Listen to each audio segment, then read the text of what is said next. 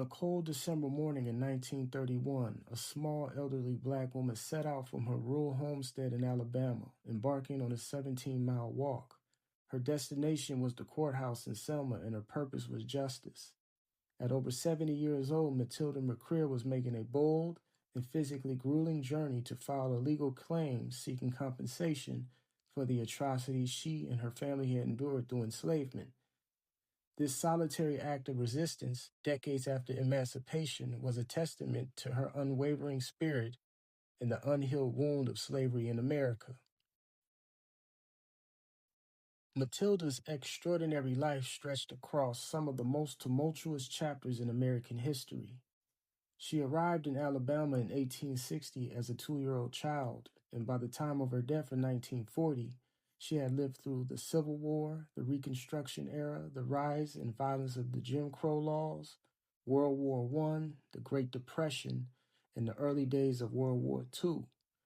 Her life was not just long, but layered with the pain and survival of a stolen people. She was the last known survivor of the Clotilda, the last illegal slave ship to bring captured Africans to the United States. Her death on January 13, 1940, marked the end of a direct living connection to one of the darkest chapters in American and Atlantic history. But her story began much earlier, thousands of miles away. She was born around 1857 in the interior of West Africa among the Tarkar people. Her original name was Abake, meaning born to be loved by all. That name, full of cultural pride and ancestral love, was stripped from her after her capture and enslavement and replaced with Matilda by her American enslaver. In 1859, she was just 2 years old. Abake, her mother, Grace, and her 3 older sisters and several other relatives were taken captive by a powerful army of the Kingdom of Dahomey in what is now the Benin.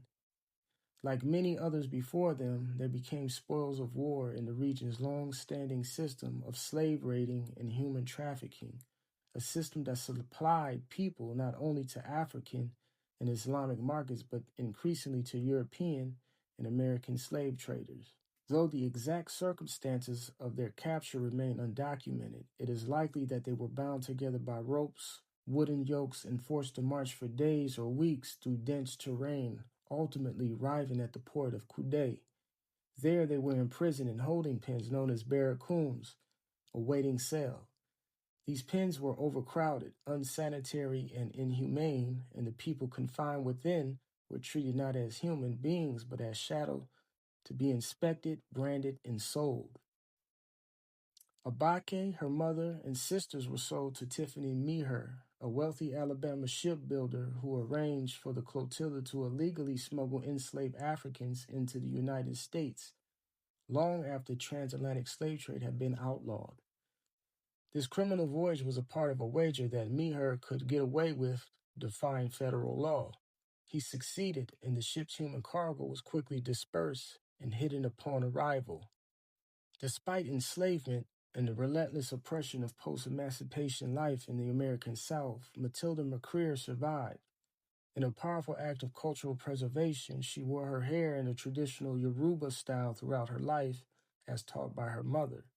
Even decades after emancipation, she remained rooted in the memory of her African heritage. In her 70s, Matilda made the remarkable decision to seek justice through the courts. She filed a formal claim for compensation for her enslavement. The effort was dismissed by authorities, but her attempt was no less significant. It reflected a refusal to be forgotten, to allow history to bury her truth beneath silence and shame. In January 1940, after suffering a stroke, Matilda McCrear passed away in Selma, Alabama at the age of 83.